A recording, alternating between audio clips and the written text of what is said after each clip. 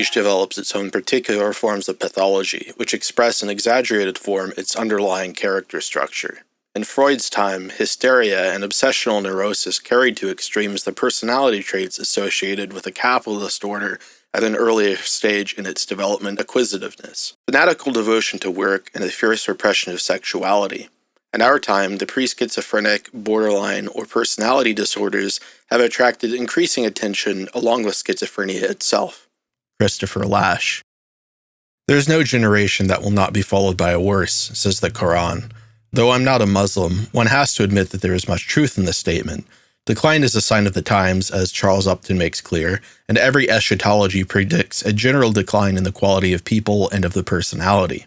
As the end draws nearer, the vicissitudes of degeneration that affect us all will continue to accelerate. This can be seen most clearly in the general pathologies that afflict each successive generation of mankind. Christopher Lasch noted the same, that society was marked by different forms of psychological imbalances at different points. At the turn of the century, people were struck by neurosis, including obsessive hand-washing and other abnormal traits.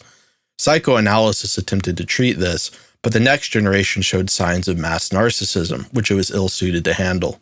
Narcissists are unanalyzable, the psychoanalyst wrote, being evasive and manipulative and devoid of a stable self. My own observation, which I've derived in part from Evola's writings, is that each generation becomes more and more disintegrated in terms of personality, whilst becoming ever more impersonal in character, the latter being the most worrying characteristic. The lost generation of World War I reflected the desolation and the hopelessness of the no man's land. They took to terror-stricken poetry, expositing on the brutality of the era. Love gave way to terror and a pathological insensitivity. That generation was followed by a worse generation, the new realism that Evola surveyed in Ride the Tiger, where young men sought to cut all ties with the past and all hopes for the future, and to surge ahead as atomized and lost individuals, seeking thrills and opportunities to exercise a naked and unrestrained self-will, like Nietzsche and Superman. The sting of chronic depression, post-traumatic stress, and general neurosis is obvious amongst them. We can say without reservation that the baby boomer generation is marked by pervasive narcissism. They rode the coattails of the greatest generation, inheriting their materialism and pragmatism, forging a bourgeois world of work, accomplishment, flaunted wealth, and self-absorption. They plundered what was left of them and gave nothing to their children. They were evasive, seeking the Dionysian indulgence of Woodstock and the typical drug-addled appetites of the beatnik generation. But what is narcissism? As Lasch points out, the typical understanding of narcissism is quite far from the clinical consensus. We tend to think typically of narcissism as absorption with the self, but how can that coexist with the pervasive lack of self so commonly expressed by narcissists? The truth is that narcissism, although it appears to be self-absorption, is really world absorption, in which a person views the external world as a mirror of himself, denying it any external significance that is not self-referential. It's interesting to note that Lasch sees certain borderline traits in the narcissist, such as delusions of reference, for this reason. Therefore, the narcissist is entangled in the events of the world, and he sees himself, however unstable that center might be, as the axis around which it evolves and exists to serve. The materialism of the baby boomers is nothing other than this, the culmination of an epoch of the flattening of every traditional value combined with their particular generational world absorption. They had it easy, and being conditioned by their unearned success, set unrealistic goals for their own children who, after aforementioned plundering, had few opportunities. They did not care so much for their children as ends in themselves, but rather, they only cared for them to the extent A, they were obligated to by external pressure or societal norms, B, they could serve as mantelpieces for their own accomplishments, or C, they could be mere extensions of themselves. The baby boomer parental style is very impersonal. Either it was permissive to a fault or severe and authoritarian, devoid of empathy. They were quick to kick their kids out of the nest, expecting them to, fashioned after the bourgeois myth of the self-made man, pull themselves up by their bootstraps, even when those bootstraps were fragmented and cracking at the seams. The result was a general cooling of interpersonal love, the disintegration of the family, and a consequent loss of the ability for their children to see self in others, this being the precondition of all empathy and the only bulwark against narcissism. Therefore, the generation that followed, Generation X, was merely a continuity of the baby boomer generation. On one hand, they were more permissive, pushing through the trend that the beatniks set, but this time at critical mass. On the other, the affective component of the soul came to be lacking as they continued the severe style of parenting in other cases with the same unrealistic expectations. When their children exhibited pathologies and a general disinterest in the banalities of life, they accepted no responsibility. The aforementioned lack of empathy and general impersonality of this generation led to the unstable sense of self so common to narcissism, which could not help but inflict itself upon Generation Z in some capacity. Perhaps the boomers were able to compensate for their lack of an inner life and identity through unrivaled materialism and consumerism, but when the chips were off the table, the millennials were left staring at the felt. Material conditions were not yet dire, so they were able to scrape out an independent existence with great effort and striving, but the atmosphere was not as easygoing. The conditions of life for Generation X were akin to warfare, a general trend that Lash points out as the perfect storm for breeding narcissism. Generation X are strivers par excellence, but if Generation X were strivers seeking to feed their egos with accomplishments and the adulation of others, then Generation Z were victimhood narcissists, picking up the latest grievance culture combined with a bitter and cynical, self-absorbed depression. Generation X resorted to the same materialistic panaceas and worse in the form of evasive New Age spiritualities, which were in their incipience amongst the baby boomers. They were true evaders, avoiding the question of higher values by indulging in their worldly passions or their psychic fantasies, or for a penchant for escapism into a world of dissolutive and inverted spirituality with the aid of psychedelic drugs. And all the worse, their self-absorption grew to immense heights, and love went on the decline. Their children would bear the brunt of this catastrophe. Generation Z is perhaps the saddest instance of them all. They show signs of a reemergence of that new realism. They are atomized, without connection to a given history, place, or family, and since the stock of generational wealth was already plundered by the boomers and millennials, they have no future. They are Maravadian beings. The Maravadian being is, according to Pillay, a pastless, futureless man born anew at every instant. The instants are points which organize themselves into a line, but what is important is the instance, not the line. The Maravadian has, in a sense, no history. Nothing follows from what has gone before. He is constantly surprised. He cannot predict his own reaction to events. He is constantly being overtaken by events. A condition of breathlessness and dazzlement surrounds him. Donald Barthelme. The conditions of Generation Z are thus precarious and heading toward a crisis. It's no surprise that among this generation, depressive, narcissistic, and especially psychotic traits are evident, especially a kind of schizophrenia. This fact is most evident in the humor culture of Generation Z, which is distinct from its predecessors in a number of ways. Millennial memes were absurd and meaningless, designed to provoke a reaction based solely on their nonsensical nature. It was often vulgar and sexual, full of innuendo. But the memes of Generation Z are intentionally schizophrenic.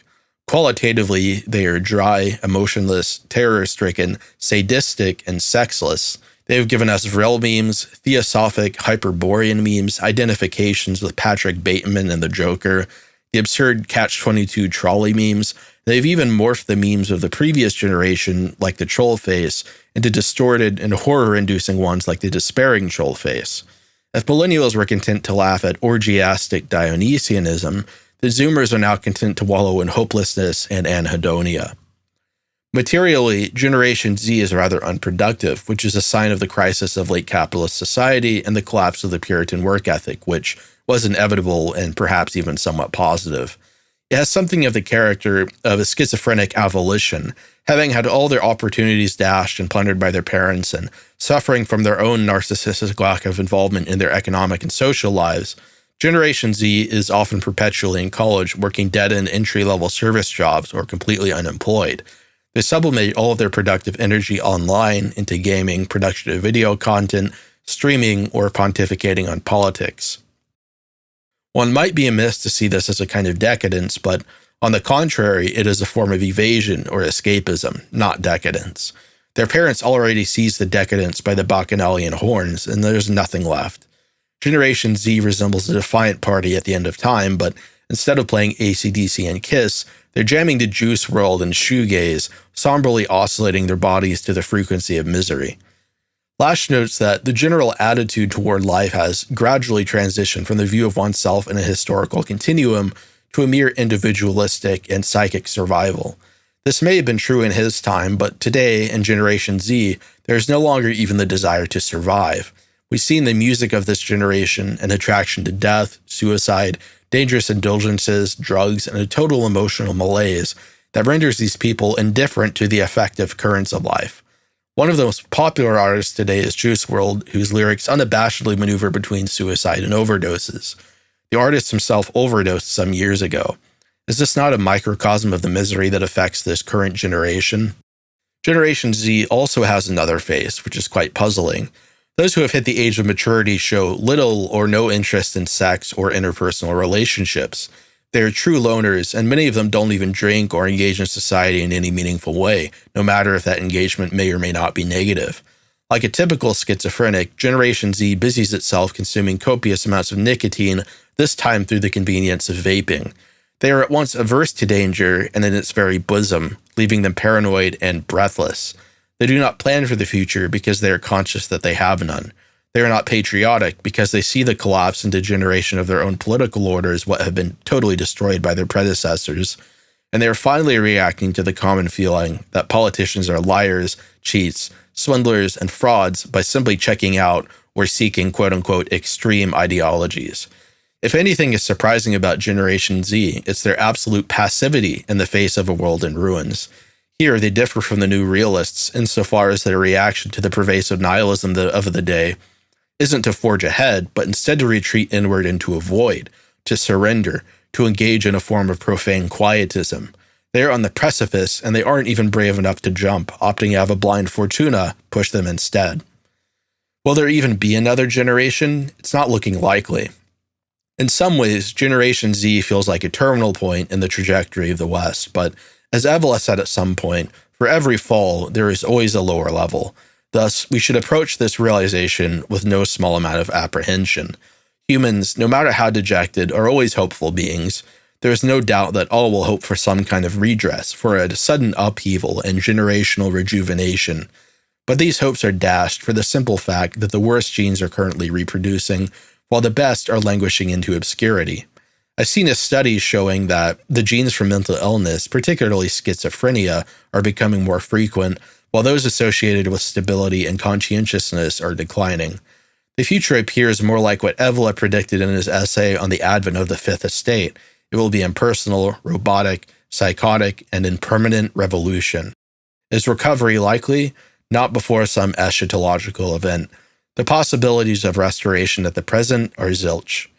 I dislike leaving this video on a somber note, but I'm discontent to expect a sudden reversal. If anything is necessary, it is to push ahead, to adapt to the times, and find a solution that can ameliorate the psychotic nature of the present generation. That's part of the reason I'm becoming more amenable to forms of socialism, particularly social nationalism. Capitalism has given all it has, and it's currently falling into the pit. Turning back the clock and adopting a structured, organic society may sound attractive, but it's not feasible at the moment. Chimeric solutions are not traditional nor desirable. What's necessary is to ensure a future for the generations, to stop the plundering, and to pull society out of this tailspin while rescuing those on the edge as much as possible. Yes, this would entail some nationalization, perhaps even a welfare state to help out those who inevitably fall through the cracks. As the pathology of each generation becomes worse, it'll be necessary to have some form of social security to help them out. One can easily say that above all, the question is not even really economic, it's a question of higher values. But realistically, we can't address those higher values until we have stabilized the situation. Wherefore, then, is the so-called Generation Alpha? We can predict that the current impersonality and depressive hopelessness is going to grow to epidemic proportions. I fully expect them to be inconsiderate, violent, rebellious, both under and over socialized at the same time, with poor self-esteem and no desire to increase it. The evolution of Generation Z will be stressed to the breaking point. Every productive pillar that undergirds capitalism, such as total employment, will fall away. They will take what's left and make nothing more. They will have few, if any, children, and those who do will be dysgenic freaks. They will have no future because they do not care about the past. Their impersonality will grow such that empathy and love will be nostalgic bywords for the last generations. What will continue to increase past this 0 point, however, is a tendency toward desperate action. As Evola predicts, people will become more and more unhinged and more likely to act without thinking and without reason. We might see a reemergence of new realism and a certain violent streak that could upend the cohesion of society. As the warlike competitive conditions that Lasch speaks about continue to close in, can we say that it will develop any other way? The Good Samaritan will be unspeakable. Finally, it would be appropriate to mention a few words about the role of technology in this generational shift toward impersonality, abolition, and asociality. Technology has dehumanized communication to such an extent that many in Generation Z have no or few friends. They exhibit, in addition to psychotic traits, autistic traits as well. They are chronically online, interacting impersonally with people around the world with no relation to their immediate community. In many ways, they are closer to people abroad than to their own parents. Dating has suffered from this chiefly. This is a direct result of the undercutting of personal sociality by technology, which has caused the decline of the third place. The third place is a concept delineated by Ray Oldenburg in his book, The Great Good Place. It is a place which is not work or home where people gather to socialize, such as a bar, restaurant, shopping mall, or club. Today, these locations are on the decline, partly because the internet functions as a surrogate for them. Box points out that the number of shopping malls has plateaued, and everybody knows that several of them are closing or barren of stores and people. Millennials may have hung out with their friends at these malls some decades ago, but modern teens and young adults sit at home playing Fortnite. Not even bars can attract sufficiently aged Zoomers, as they don't even drink. With the utter lack of third places to gather at and a general lack of enthusiasm to even go there, Generation Z has few or no opportunities to make professional connections, to strike up friendships, and most importantly, to find romantic partners. The prolific rise of the incel movement is a predictable consequence of the lack of third places and the fall of personal, real-life sociality and the general structure of traditional society.